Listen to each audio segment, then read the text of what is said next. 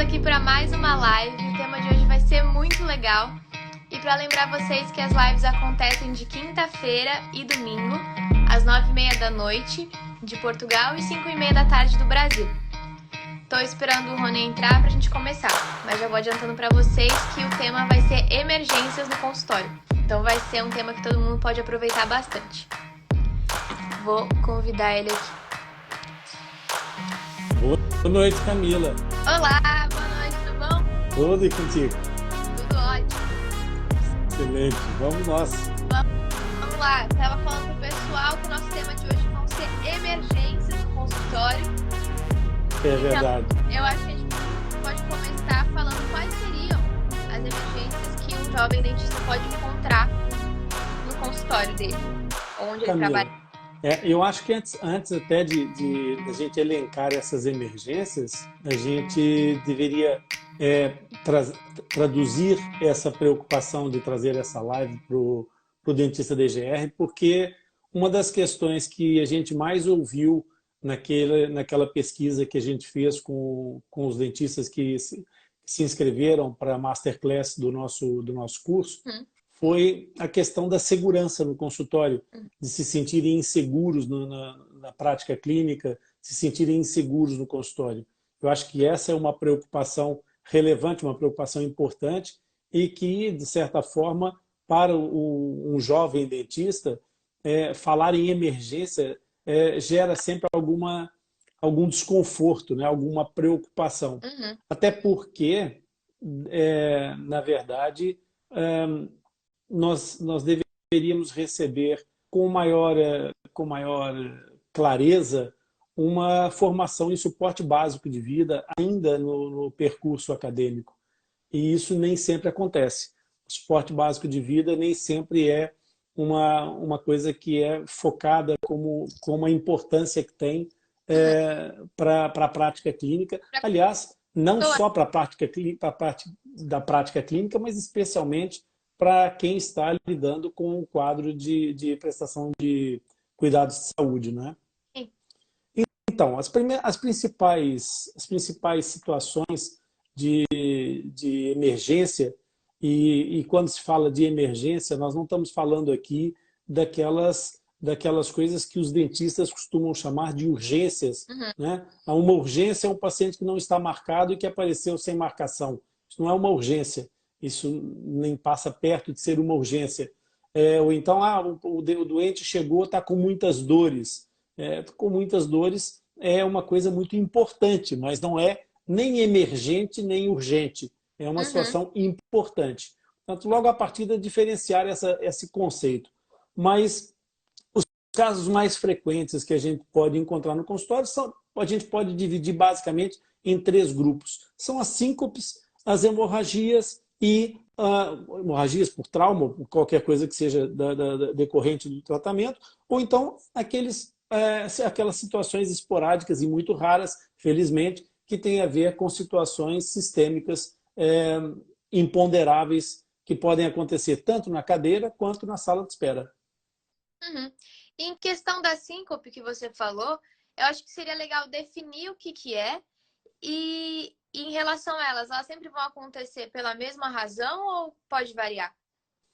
Pois é, as síncopes são os desmaios, né? A gente tem essas situações que acontecem no consultório e há algumas razões mais frequentes pelas quais as síncopes acontecem. A mais frequente, e essa sim não é tão rara, nem perto de ser rara, que são aqueles reflexos vagais, que os nossos colegas conhecem já de ouvir falar na faculdade, de eventualmente já ter passado por isso na própria clínica da escola, que são as lipotímias, aquele reflexo vagal em que o paciente tem uma resposta do sistema nervoso autônomo e acaba por evoluir com um quadro de indisposição que leva àquela palidez, à sudorese, um aumento do ritmo cardíaco. Então, esse é uma síncope bastante frequente. Bastante frequente é um exagero de forma, mas no campo dessas coisas que nós estamos a falar, é provavelmente a mais comum. Entendi. A outra que pode acontecer seria a síndrome de pânico, aquelas crises de ansiedade. São pessoas que têm situações já de psicopatologia associada, não estando controladas ou estando controladas, podem entrar por qualquer razão em descontrole e então terem aí um quadro também que pode evoluir exatamente aqui confluindo já outra vez para o sistema nervoso autônomo e haver aqui um quadro de síncope, de desmaio desse paciente. Ou então evoluir de uma forma mesmo de se tornar agitada e mais difícil de controlar.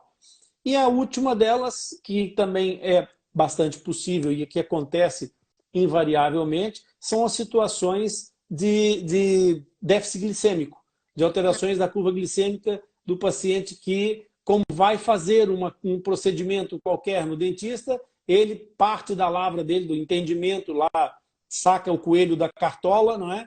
E entende que não deve comer, que é para não passar mal na cadeira do dentista. Aí vai em jejum para o consultório, começa a ter uma quebra glicêmica e aí vem, obviamente, uma situação de descontrole e, consequentemente, esse paciente também pode evoluir dessa forma. O que é preciso ter a noção, Camila, é que na generalidade das situações é muito frequente os dentistas tomarem ações que são muito ligeiras. E o que são ações ligeiras? Na presença de uma situação, de um paciente com fadiga, com sinais de fadiga, de moleza, de dificuldade de se mexer, com uma situação de queixa, estou a ficar com a visão turva, estou a ficar com dificuldade de visão. O paciente começa a ter uma dificuldade de concentração, de percepção do que você está falando, uma confusão mental. O paciente começa a ter sensação de náusea, de enjoos. Cara, muitas vezes essas situações todas elas estão associadas a dois quadros que são bastante semelhantes nessa parte, mas que têm uma causa, uma etiologia completamente antagônica, que no caso, nós estamos falando das situações de controle glicêmico, que é a hiperglicemia e a hipoglicemia. Nas duas situações, o paciente tem esse mesmo quadro sintomático. Então, é preciso que o dentista tenha um controle do paciente que está na cadeira desde o primeiro momento, que a primeira consulta que ele foi na anamnese e que perceba todo esse comportamento, se ele tem alguma razão para suspeitar de um quadro de hiperglicemia, porque se ele partir do pressuposto que é um quadro hipoglicêmico e introduzir uma dose de açúcar que seria suficiente para recuperar um paciente em hipoglicemia, ele pode agravar o quadro desse paciente e desenvolver um quadro de hiperglicêmico sério, severo, com consequências bastante mais complexas do que ele vai poder controlar no seu consultório. Então, essas atitudes, às vezes, meio de reflexo imediato, não são bem-vindas. Desculpa. Tá? A gente acaba atrapalhando a situação por falta de informação. Exatamente. Uma das questões importantes, Camila, é as pessoas terem aí a noção, a informação, acima de tudo, informação, né? Que uma das questões que nós temos que pensar sempre que falamos de emergência é que a ação é mais importante do que a reação. E que a reação tem que ser perfeitamente racional. Ela não pode ser emocional. Portanto, você tem que agir com a sua reação, tem que ser uma ação condicionada pela razão e não pela emoção. Não pode ser pelo pânico. Porque se for pelo pânico, vai o circo todo pegar fogo. Fica as duas pessoas passando mal. E vamos combinar também que um consultório não é um lugar assim mais agradável. A pessoa já chega nervosa porque está com dor. Claro. Então a gente tem que lidar com esse tipo de coisa. E eu acho que o que a gente, né, os dentistas, mais sentem medo de acontecer é uma hemorragia, que eu acho que, pelo menos entre os meus colegas, assim, era a coisa que a gente mais falava. Imagina se a gente está fazendo aqui cirurgia, dá uma hemorragia. E na hora de controlar isso, a hemorragia ela é controlada com facilidade ou não? Camila, o primeiro passo no controle da hemorragia, ele faz antes da cirurgia. Uhum. Em geral, tirando as situações traumáticas e as situações atípicas, uma das razões clássicas para haver um aumento do volume de sangramento é um aumento da pressão sistólica. E esse aumento da pressão sistólica, muitas vezes, bastas vezes, está relacionado ou com situações do foro emocional, um aumento do ritmo cardíaco de repente, por uma situação de ansiedade, ou de preocupação, ou de medo, não é? Uhum. Então, no sistema de medo, o sistema nervoso autônomo atua, e então a libertação do cortisol, e começa toda aquela cadeia de aumento do ritmo cardíaco. Então, aumentando a pressão sistólica, vai aumentar o sangramento naturalmente em qualquer situação cirúrgica. Uhum. Okay? Então, a primeira coisa que você tem que fazer é controlar exatamente o aspecto sistêmico do paciente. Uhum. É não começar uma cirurgia quando você tem um paciente com um descontrole da tensão arterial ou da pressão arterial. E aí você já está eliminando a grande maioria dos problemas hemorrágicos que você vai ter. O controle desse processo já te dá uma grande segurança nessas situações. Outra questão que é efetivamente importante é que quando você tem o paciente com uma hemorragia de um atendimento seu, de um procedimento cirúrgico, você tem que perceber qual é a origem desse processo hemorrágico, se ele é venoso ou se ele é arterial. Portanto, isso vai depender muito de onde é que você está intervindo, qual é o tipo de intervenção que você está fazendo. Vou te contar uma passagem da minha vida, porque os dentistas podem pensar assim, é fácil para o Rony falar, porque ele já está lá, ele já está lá na frente, né? Graças a Deus, nunca passei por isso. Você já? Eu já. Já passei por isso e numa situação em que é preciso, eu vou contar esse caso, porque tem várias nuances aqui que são importantes, tá? Eu trabalhei num consultório no interior de Portugal há 35 anos. Aquele consultório foi montado num porão, num sótão, numa parte baixa de uma casa muito antiga. E o consultório não tinha janelas para o exterior. Ele tinha janela para uma outra dependência, para uma outra sala, que não tinha acesso a não ser por essa janela. E essa outra sala tinha uma janela para a rua, mas uma janela pequena, onde não passaria nenhuma pessoa, nenhuma maca, nem nada do gênero. Mas para passar por essa janela, que ia do consultório para essa sala tinha um pé direito muito baixo, ou seja, tinha uma altura que não dava para uma pessoa adulta ficar em pé. Portanto, aquilo não era propriamente uma sala, era uma área fechada. E o consultório tinha essa circunstância de ter essa única via de saída para a entrada de circulação de ar ali e só uma via de entrada, que era um corredor que ligava a sala de espera à área do consultório. Era um corredor longo, para ir uns 3 metros, 4 metros de corredor eventualmente. Só que esse corredor, por ser uma cave de uma casa antiga, aquilo não foi pensado para ser um consultório, nem seria hoje em dia possível montar ali um consultório. A legislação não permitiria tal coisa. Porque para entrar no consultório, esse corredor era em V. Então as paredes estreitavam do consultório para a entrada da sala de espera, ele vinha estreitando, de tal forma que eu, para passar para dentro do consultório, no princípio do corredor, colocava ligeiramente de lado para poder passar. Então, era um corredor que era estreitinho, alargava depois e chegava na sala do consultório. Ou seja, não havia hipótese nenhuma de passar com uma maca, nem com uma cadeira de rodas, nem com nada. Era impossível, eram realidades de 30 anos. Mas, de qualquer maneira, é importante que as pessoas saibam que ainda hoje essas situações das estruturas devem ser pensadas. E um caso dentro do caso, eu vou aproveitar o ensejo para dizer o seguinte, Às vezes, nós temos a noção de que as coisas estão perfeitamente controladas porque hoje em dia a lei nos protege, etc.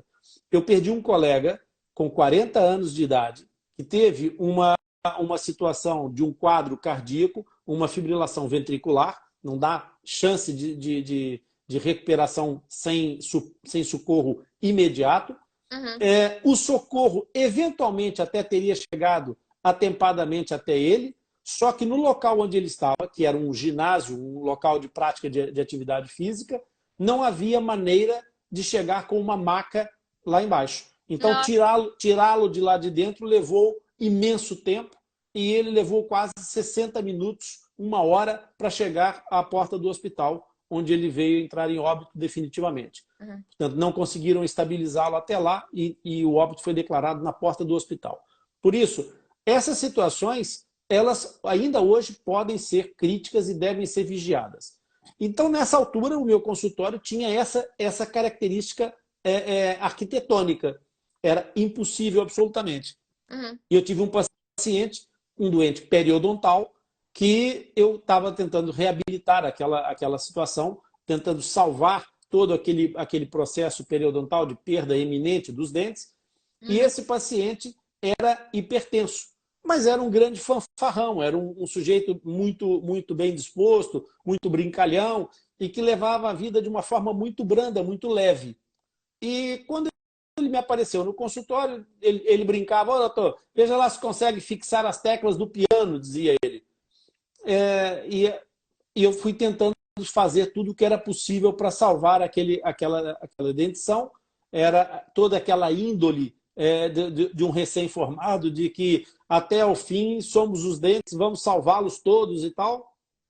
E eu comecei com todo um acompanhamento periodontal de dentalização, raspagem subgengival, alisamento radicular. O Caio ia ficar orgulhoso de mim, o Caio Román Torres, que vai estar no nosso colóquio, ia ficar muito orgulhoso. Eu fiz assim uma preparação incrível, mas sempre com um problema, sempre com um grande problema, que era o quadro de hipertensão desse paciente. E um paciente difícil de controlar. E assim, todo o processo decorreu durante semanas, durante muitas semanas, em que eu fui controlando esse paciente do ponto de vista periodontal, ensinando técnicas de escovagem, ensinando a conservação, fazendo aplicações locais de produtos, etc. Camila, mas sempre com uma preocupação de olho naquela situação que era iminente, que era: eu vou ter que fazer aqui uma plastia gengival, vou ter que fazer uma cirurgia periodontal, e essa cirurgia periodontal, obviamente, tem que ser feita com controle dessa tensão arterial. Isso era claro e tranquilo, para mim era elementar. E eu comecei, inclusive, a interferir com a dieta desse paciente, mandei-o para uma nutricionista naquela altura para controlar essa situação da alimentação dele, mandei-o para o cardiologista para controlarem a tensão arterial, que era sistematicamente muito alta, e eu, quando falo de tensões muito altas, eu estou, para te dar uma noção, esse paciente sistematicamente me aparecia no consultório com uma tensão que para ele estava, assim está ótimo, doutor, de 170 milímetros de mercúrio por 130 milímetros de mercúrio. Ou seja, aquilo que as pessoas chamariam de 17 por 13. Portanto, a tensão a 13 é absurda. É absurda. 10 já seria muito alto. E ele chegava lá assim, como se fosse a coisa mais normal do mundo. Quando ele chegou com a tensão diastólica a 9 e a tensão sistólica nos 14, o cardiologista me disse assim: olha, a gente não consegue melhorar muito além disso. 9 é uma tensão alta sistólica, tá? Mas, dado as características daquele indivíduo obeso, com todas as situações que ele tinha, o cardiologista entendeu que ele estava apto e estava controlado. E eu disse assim: então nós vamos preparar a intervenção cirúrgica, vamos marcar essa intervenção cirúrgica para daqui a 2 semanas. E ele me disse assim: daqui a 2 semanas? Eu falei: daqui a 2 semanas. Não dá para marcar antes? Eu falei: não dá para marcar antes, eu quero controlar a sua tensão arterial todos os dias até lá. E eu, durante 15 dias, fui controlando a tensão arterial. E a tensão andou sempre ali nos 14,9, 14,9,5, 13,9, andava sempre por aí. Tudo controlado. Na sexta-feira, imediatamente antes da segunda-feira em que estava marcada a cirurgia, ele veio ao consultório, mediu a tensão arterial, eu disse, ok, na segunda-feira vamos fazer a intervenção cirúrgica, vamos fazer a gengivectomia e vamos fazer tudo, o procedimento todo que nós temos.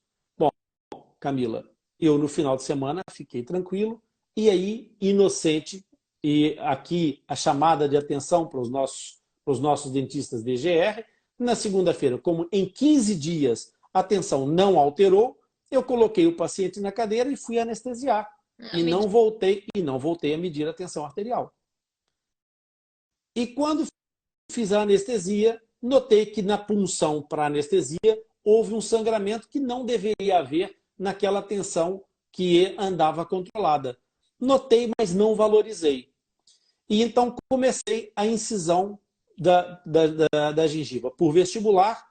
E quando terminei a incisão vestibular, que fui fazendo em toda a área do vestíbulo, notei que o sangramento estava a ser abundante. Mas pouca experiência, pouca vivência clínica me levaram a passar para a parte palatina. Então, estava a fazer ainda por cima maxilar. E faço a incisão palatina. E conforme faço a incisão palatina e chego na linha média, eu já não conseguia ter o meu aspirador a dar conta do débito de sangramento que estava a acontecer ali. Uhum. E, entretanto, começo a ver aquilo numa situação de descontrole, parei a incisão e disse assim, o senhor tomou os medicamentos como a gente estava fazendo a semana toda? E ele, então, levanta-se, vai para cima da cuspideira, abre a boca e o sangue descia enquanto ele falava comigo. Ó, doutor, veja lá se me deixa passar mais um carnaval. Bom, eu ia ficando completamente sem chão. Você ia dizer assim, eu perfeitamente ansioso já com aquela situação. E ele vira para mim e diz, sabe o que é, doutor? E o sangue caindo. É que no domingo eu tinha o batizado do meu afilhado e eu, para poder tomar assim um vinhozinho e essas coisas, já desde sexta-feira que não tomo os remédios. Pois foi um chouriçozito e umas coisas mais, uns enchidos e tal, e um vinhozinho e uma água ardente.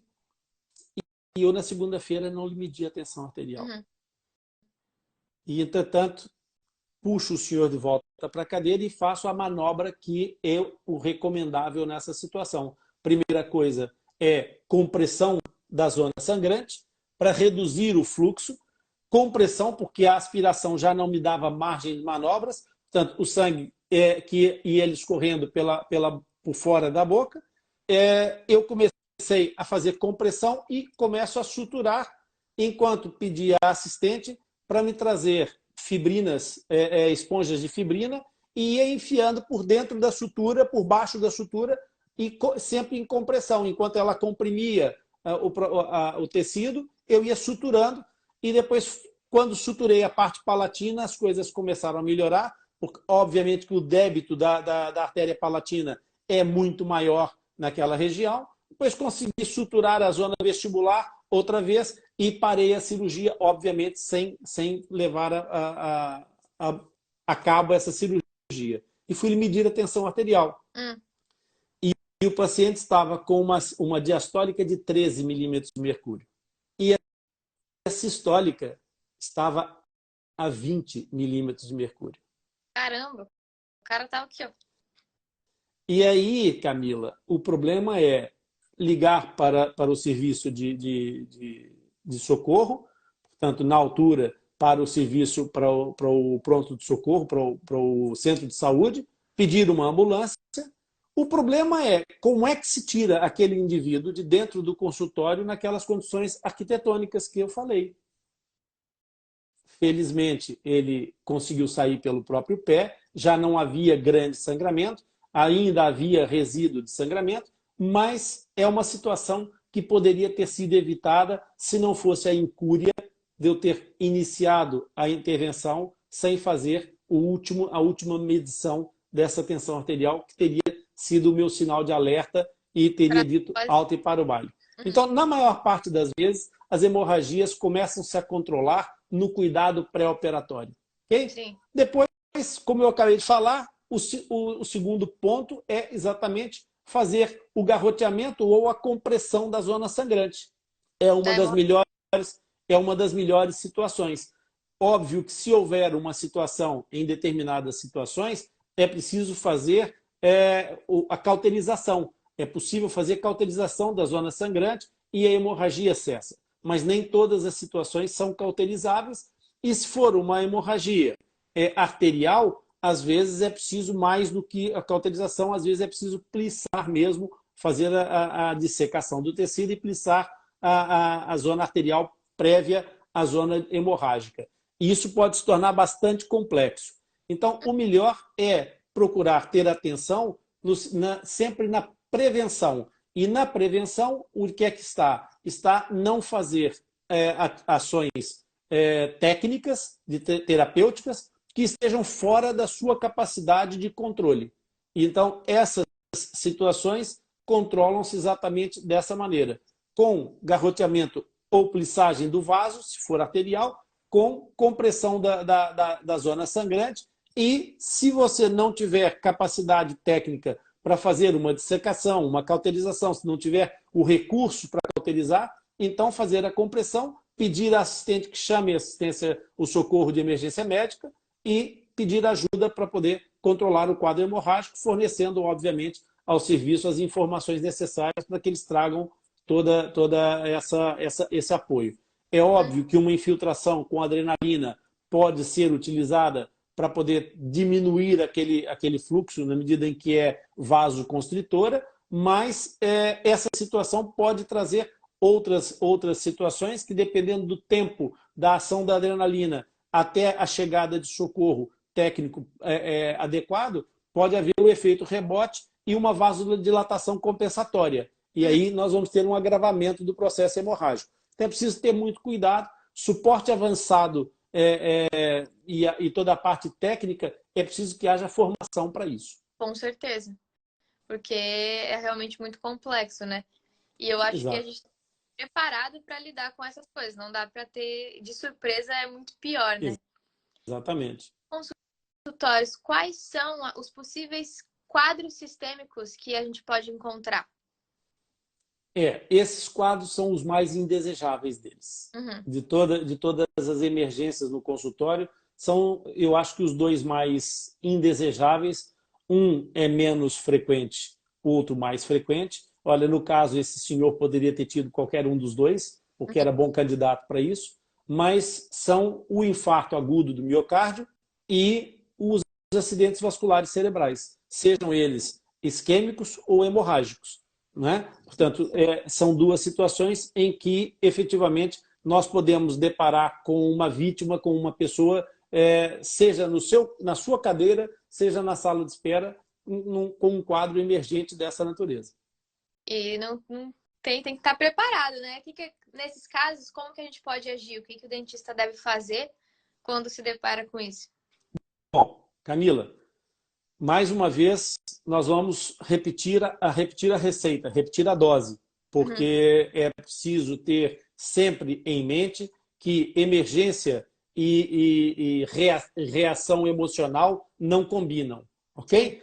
Então, a primeira coisa é o médico avaliar, o dentista DGR em especial, ele tem que analisar a situação, avaliar a situação. A primeira coisa que ele tem que ter a percepção é se as condições de socorro estão garantidas.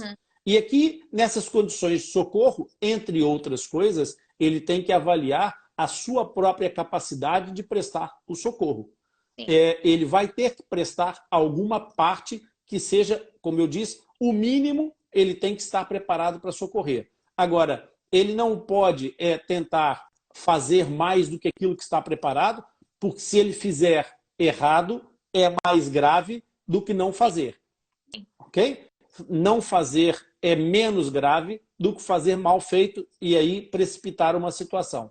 É como toda situação. Você tratar um quadro natural difícil pela própria natureza, difícil. Mas tratar um quadro iatrogênico, ou seja, agravado pela ação de um profissional, torna-se muito mais complicado. Sim. Ok? Então, a primeira coisa é exatamente perceber se há essa capacitação técnica emergencial para prestar o socorro e, então, dimensionar qual o nível do problema que nós temos. E aí, a segunda passagem, obviamente, é perceber quais são os recursos disponíveis que o dentista tem para prestar esse socorro. Há um recurso que não pode faltar, mas isso geralmente não falta mesmo nas piores clínicas, que é um telefone. Claro. Esse é um elemento que as pessoas não consideram, mas é um elemento essencial na prestação de cuidados. Ok? Portanto, havendo essa situação, a primeira coisa a fazer, então, é pedir um apoio da sua assistente. Ela que se ponha do seu lado e fique imediatamente já com o telefone na mão, porque, se for o caso, ela tem que, mediante a sua recomendação, pedir assistência ao serviço de emergência médica. Okay? Por isso, essas são as questões elementares. A primeira coisa é garantir essa percepção de que há condições para a prestação do socorro, a avaliação dos seus recursos e depois pedir ajuda. A pior coisa que um profissional pode fazer ao iniciar a prestação de socorro numa emergência é tentar ser o herói da banda desenhada, do desenho em quadrinhos.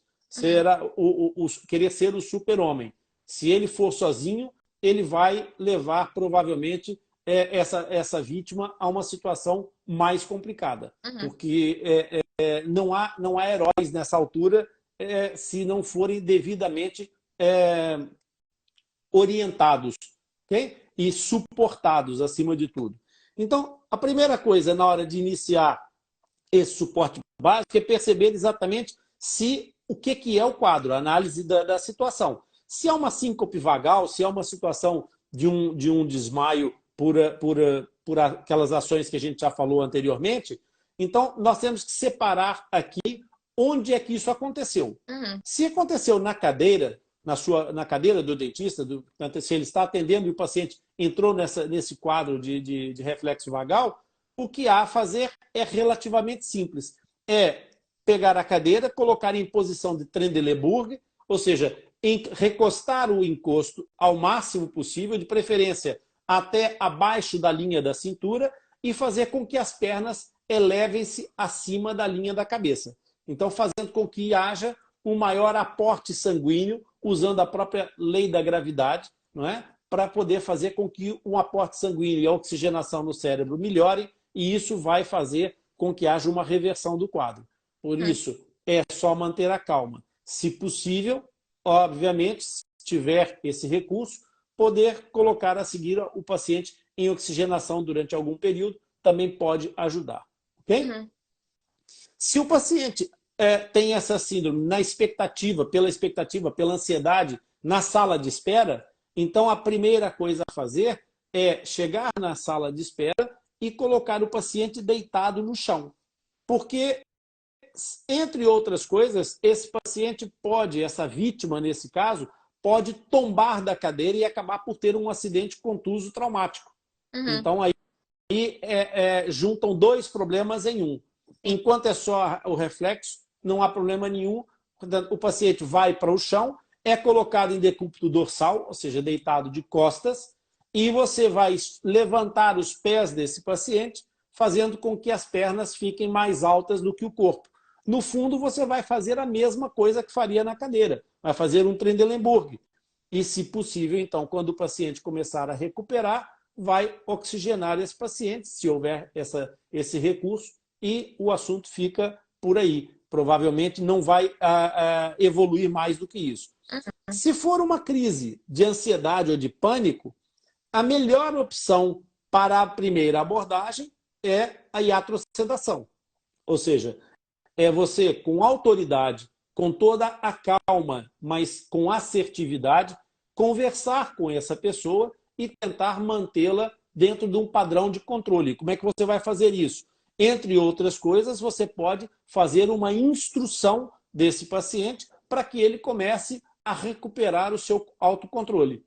Isso, a iatrosedação pode funcionar ou não. E no caso de não funcionar, você deve ter dentro da clínica algum recurso terapêutico que pode ser usado nesse caso. Um benzodiazepínico como o loflazepato, por exemplo, de etilo, pode ser um excelente recurso para essa situação.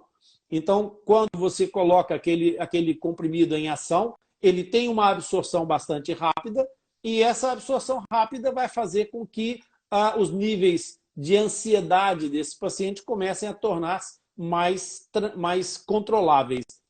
E aí, mais uma vez, entra todo o processo de autoridade em que você tem que atuar com alguma calma, mas com assertividade, com firmeza, o que, obviamente, para o dentista recém-licenciado pode ser um pouco mais tenso, um pouco mais difícil, mas é um exercício que a gente já falou em outras lives. Você, quando entra para o trabalho, para o seu consultório, você deixa de ser aquela pessoa que é no seu dia a dia e tem que vestir a pele do seu personagem.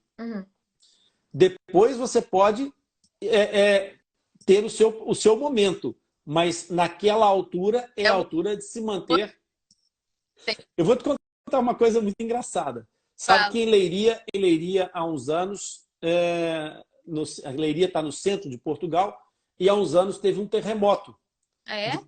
De 4,9 na escala Richter. Foi um terremoto já bastante perceptível. Não teve danos materiais na cidade, mas teve danos materiais graves, mas teve pequenos danos. Vidros que se partiram, louça que caiu de dentro dos armários, porque sentiu-se mesmo o abalo.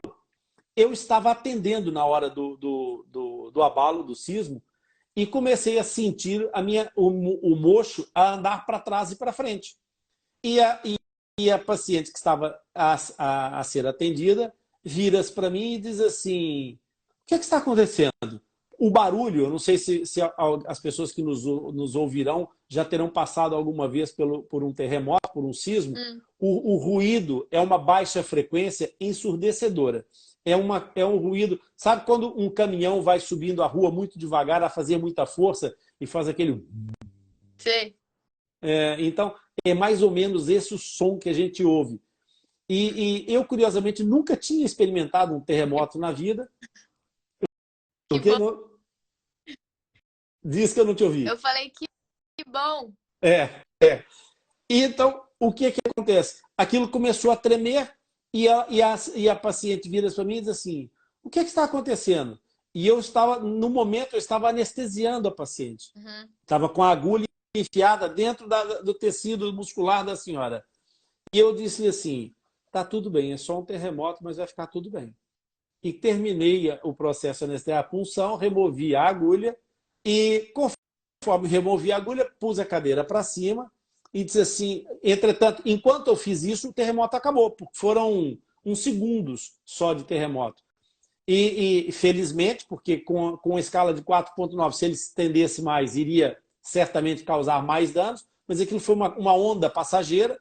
E quando eu tirei a seringa, as coisas já estavam mais calmas. E então a senhora disse assim: ai, doutora, eu estou muito assustada, eu tenho os meus filhos não sei aonde. Eu falei: fique tranquila, está tudo bem, não vai acontecer nada, mas se quiser ir embora, pode ir, vai ver como é que estão os seus filhos, a gente continua depois, a anestesia que levou vai passar, está tudo bem, e depois a gente faz o procedimento que tem a fazer.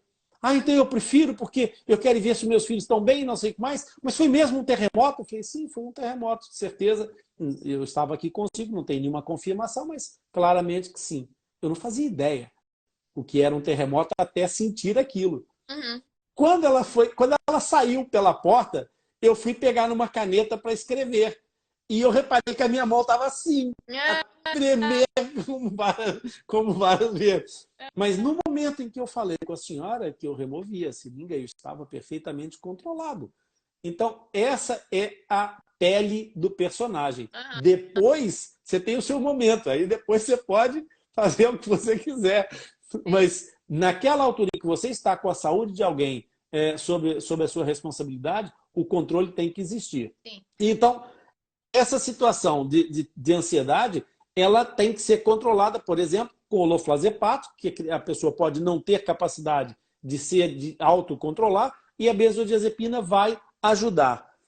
Nessa altura, muitas vezes, esses pacientes começam a fazer hiperventilação. E a hiperventilação ela deve ser cuidada, porque ao contrário da lipotímia, você não vai colocar o paciente de pernas para o ar. Você tem que colocar o paciente o mais ereto possível, o mais direito, sentado possível, e controlar a respiração. Ele tem que respirar lentamente e calmamente. E você pedir a ele para controlar, focando a respiração na inspiração profunda e lenta e na expiração como se estivesse soprando uma vela, ou soprando por uma palhinha, por um canudinho. Ele tem que soprar bem devagar e jogar todo o ar fora e depois voltar a fazer a inspiração. Até você pode ajudar para que haja mais controle dessa respiração, mandá-lo colocar a mão sobre o diafragma e perceber se o diafragma está a expandir na inspiração. Então, esse controle aí é muito útil e ajuda imenso o paciente. E depois, então, o paciente entrando numa situação, numa zona de calma, você pode, se tiver recurso também, pode oxigenar esse paciente um pouco para garantir que ele não ficou com nenhuma alteração da oximetria, da saturação. Portanto, e a partir daí está tudo em ordem. Se o paciente não melhorar com essa manobra, se continuar a evoluir, o que você deve fazer é pedir o apoio, e não entramos naquela situação outra vez, pedir o apoio da sua assistente, telefonar para o serviço de emergência médica e, obviamente, esse paciente vai ter que ser atendido por um serviço de atendimento de urgência. Mas aí já não será na sua lavra. Assim como no caso das hemorragias. Como eu falei, se o processo hemorrágico não cedeu, compressão para reduzir o processo de perda sanguínea, chamar o serviço de emergência médica, e então as pessoas que têm preparo para um suporte avançado e para uso de recursos diferentes do seu, vêm em seu socorro. E eu acho que é isso, né? Telefonar, se não souber fazer. Eu acho que o mais importante, né, é saber os passos do que deve ser feito. Às vezes a pessoa não sabe o que fazer e realmente o nervoso tende a tomar o nosso lugar de calma, né? Mas eu acho que a pessoa, por exemplo, tem uma aula de primeiros socorros e sabe melhor lidar com isso, ela vai estar um pouco mais calma na hora que for, infelizmente, né? Se isso acontecer, ela passar por isso. E tem uma coisa que chama algoritmo do SBV, né? Suporte básico de vida. Exato. Então, volta aqui pra gente conseguir lembrar e tal, para o dentista DGR não se perder nesse assunto e para ele anotar tudo direitinho. Okay. Como é que é? Então tá, vamos lá fazer uma sequência clara para as pessoas entenderem. A primeira coisa do suporte básico de vida, primeiro processo do suporte básico de vida, em qualquer situação, seja no consultório, seja na rua, seja na estrada, seja em casa, seja onde for. A primeira coisa é avaliar a condição para prestar o socorro. Se você tem efetivamente condições de prestar o socorro com segurança. Se você tem condições de prestar o socorro em segurança, tudo certo, vamos começar a entrar na ação. Se não tem, garanta primeiro as condições para que esse suporte de apoio possa ser prestado. Porque senão, ao invés de uma vítima, vamos ter duas. Portanto, uma das coisas que as pessoas normalmente pode servir de exemplo aqui, Camila, é a aviação. Imagina, quando caem as máscaras de oxigênio, as pessoas devem colocar primeiro a máscara no filho ou nelas próprias? Nelas próprias. Nelas próprias. Primeiro, garanta a condição de suporte básico de vida para não ter duas vítimas ao invés de uma. Porque se o seu filho desmaiar, ele ventilado, ele acorda outra vez. Se você desmaiar, vocês ficam os dois pelo caminho. Então, primeira coisa é avaliar a condição de prestação de socorro. Segunda coisa é, quando você chega perto de uma vítima, é avaliar se essa vítima responde ou não responde. Ela pode só ter uma tontura, estar caída, ela pode estar, eventualmente, a dormir com um excesso de taxa de uma alcoolemia muito alta. Portanto, é preciso ter a noção se essa vítima tem responsividade ou não, se ela responde. Então, você vai tocar nessa vítima e tentar ver se ela comunica contigo. Se ela não se comunicar contigo, então você tem que olhar à sua volta rapidamente e encontrar alguém que possa te auxiliar. É muito importante, nessa altura, pedir apoio. Se não houver ninguém, passe a mão no telefone e chame já algum apoio para poder te auxiliar ali. E, de preferência, não vai fazer 2 vezes a mesma chamada. Nesse caso, não tendo ninguém que possa estar do seu lado para o início do suporte, põe o telefone já em conexão com o serviço de emergência médica. Mas, em geral, antes de chamar o serviço de emergência médica, se houver possibilidade, encontre alguém que possa ajudar e apoiar nesse cuidado. Então, no caso, se for no seu consultório, chame a sua assistente. Se houver outra pessoa por perto que esteja a passar no meio da rua, peça para te ajudar. Obviamente que alguém tem que estar do seu lado para poder ser coadjuvante nessa prestação de socorro. Então, se essa pessoa não responde, você vai fazer exatamente o quê? Vai verificar se essa pessoa tem ou não tem sinais de vida. E nesse momento, enquanto você verifica isso, você pede a essa pessoa que está do seu lado para verificar se nas imediações há alguma sinalização de que haja um desfibrilador externo automático. Se for num estádio, num centro comercial, num sítio qualquer onde haja um desfibrilador, essa pessoa já pode ir buscá-lo. Porque se a vítima não tiver sinais vitais, você vai precisar desse desfibrilador. Se não tiver o desfibrilador, calma, está tudo certo, você está no comando e no controle da situação. E aí o que você vai fazer? Você vai verificar se encontra o pulso e se encontra a respiração nesse paciente. Então você vai fazer a palpação carotídea, do pulso carotídeo, que é o mais fácil e mais imediato de fazer a palpação, lembrando sempre de não fazer a palpação carotídea com o polegar e o indicador, um de cada lado da traqueia, porque isso vai fazer com que os receptores, os nossos receptores de pressão detectem uma redução da passagem do pulso carotídeo e pode gerar aqui uma outra resposta que também não interessa. Indicador e dedo médio apenas de um dos lados para poder fazer o pulso carotídeo, ok?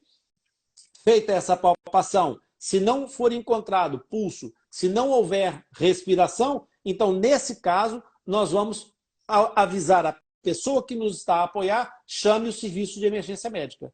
Então, seja por telefone, seja da forma que for, chama o serviço de emergência médica, porque a partir daqui está lançada a sorte daquela vítima. Porque ou ela vai recuperar ou não vai recuperar enquanto chega o serviço de emergência médica. Enquanto ela não recuperar os sinais vitais, enquanto ela não recuperar respiração autônoma e batimentos cardíacos, o procedimento vai ser sempre o mesmo. Ou seja, é preciso iniciar a reanimação cardiopulmonar com as massagens torácicas e a ventilação. Aqui 2 coisas muito importantes, Camila. A ventilação só deve ser realizada quando o prestador de socorro está munido de condições para o fazer com segurança. Porque se houver uma situação de vômito, por exemplo, você tem que estar protegido com uma situação. Aquela história romântica do beijo na boca, né? Esquece isso. Existem máscaras faciais para esse tipo de prestação de cuidado, que só permitem o fluxo aéreo numa direção e não permitem que haja retorno de nada. Portanto, a pessoa que está a ser socorrida não vai te contaminar com nenhum fluido do seu corpo, nem te conspurcar de forma nenhuma. Ok? Então, se não tem isso, vai fazer a reanimação cardiopulmonar. Vai fazer, então, essas insuflações, se houver condições para isso. Se não houver, vai apenas fazer as compressões torácicas. O paciente tem que estar deitado em decúbito dorsal e, obviamente, aqui eu não vou dar uma aula de suporte básico de vida, que não temos tempo para isso, mas tem que estar com a cabeça posicionada da forma correta para fazer as insuflações, senão vai encher provavelmente o estômago de ar e não os pulmões. Mas é preciso saber fazer para fazer isso. Por isso é tão importante a formação.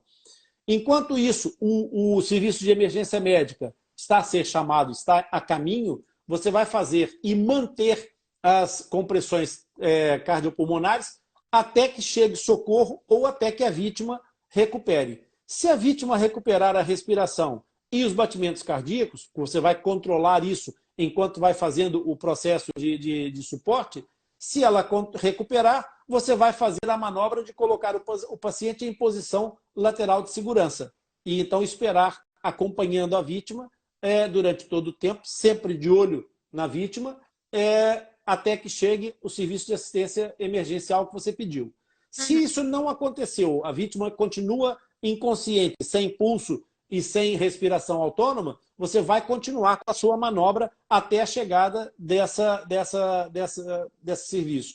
Se eventualmente você estava numa localização onde havia um desfibrilador, ao invés de fazer a tentativa de manobra cardiopulmonar pela compressão, você vai colocar o desfibrilador e aí o que você tem que fazer é usar o desfibrilador de acordo com as instruções. Portanto, mais uma vez, manter sempre a calma para poder ler com atenção e fazer as coisas da forma correta. Ok? Ok. Quando se fala em reanimação cardiopulmonar, é preciso que as pessoas tenham a noção que isso não é brincadeira, que é uma situação difícil de se fazer corretamente. Há um local exato para fazer a compressão. O ritmo das compressões, entre 100 a 120 compressões por minuto, é um ritmo acelerado. Não é uma brincadeira para se fazer, como a gente vê nos filmes às vezes, e vai fazendo e tal, e já está 2 compressões e a pessoa volta. Não, isso não acontece. Então, o ideal é que a pessoa que está a te apoiar, você vá falar com ela logo. Você alguma vez já fez isso? Não. Então, observa como eu vou fazer, porque há um momento em que você vai estourar. E nessa altura você tem que pedir a essa pessoa para fazer no seu lugar, sobre a sua orientação, mas vai ser preciso que essa pessoa também te suceda nessas manobras. Quando chegar, então, o serviço de emergência médica, a partir daí, o serviço de emergência médica assume e você está com a sua missão cumprida. Ok? Nessa altura, o paciente será, obviamente, estabilizado pelo serviço de emergência médica e, a partir daí, ou as coisas evoluem positivamente sobre a responsabilidade e a batuta deles, ou, evoluindo de qualquer outra forma, já não será mais da sua responsabilidade, estará sob cuidado técnico profissional devidamente abalizado. Ok? Claro. E é realmente um assunto muito complexo, né? Eu nunca fiz nenhuma aula de suporte básico de vida e eu acho muito importante. E acho que todo mundo deveria saber, não só a gente da saúde, porque realmente, né, faz toda a diferença. E fazer mal feito também, fazer sem saber fazer, faz toda a diferença também. É preciso ter cuidado porque a manobra de compressão cardíaca, cardiotorácica, ela pode fazer uma fratura de costelas na grelha costal e fazer, eventualmente, perfurações em órgãos que não devem ser perfurados, nomeadamente os pulmões, por exemplo. Eventualmente pode acontecer de haver ali uma lesão cardíaca. Portanto, convém, de fato, que as pessoas sejam treinadas. E isso, obviamente, o suporte básico de vida é um curso não só importante, uma formação não só importante para o profissional de saúde, mas para todas as pessoas deveria haver. No entanto, é preciso que as pessoas tenham um cuidado, que o suporte básico de vida não é uma formação que se faz e bacana, está feito, eu já tenho meu diploma. Não. Suporte básico de vida deve ser revalidado de tempos em tempos, em períodos de repetição da formação. Isso por quê, Camila? Porque o suporte básico de vida tem esse algoritmo que não dá tempo de você pensar. Eu agora estou falando com vocês e parece tudo muito, muito fácil de fazer. Mas na hora que você vai fazer, você não tem tempo para raciocinar. E se você pular algum passo, pode ser que você pule um passo mais errado de todos, que é, por exemplo, aquele que normalmente as pessoas falham, que é chamar ajuda. E então você começa a fazer o suporte básico de vida, por exemplo, com as compressões, eventualmente até com insuflações, que as pessoas pensam que isso é uma coisa maravilhosa, mas a qualidade da oxigenação promovida por esse recurso é mesmo de recurso, não é o ideal, tá? Mas o que acontece é que nessas situações, o suporte básico de vida não chegando a tempo o apoio de alguém devidamente treinado que possa estabilizar esse quadro, o que vai acontecer é que você vai fazer até cair de fadiga e todo o seu esforço vai ficar por ali e a vítima vai acabar em óbito porque você não tem mais energia nem capacidade física para prestar o socorro. Então, o algoritmo tem que estar subconsciente, tem que estar automatizado. Por isso, é muito importante, como nós não utilizamos, felizmente, isso quase nunca, né? Na maior parte da nossa vida não é necessário, é muito importante que o suporte básico de vida seja repetido sistemática e periodicamente. Claro. Então esse foi o nosso podcast DGR de hoje. Muito obrigada pela conversa. Acho que foi muito interessante, muito esclarecedora. E semana que vem voltamos com mais um papo. Valeu! Muito obrigada, todo mundo participou. Boa noite a todo mundo. Vai ficar salva a live se quiser reassistir.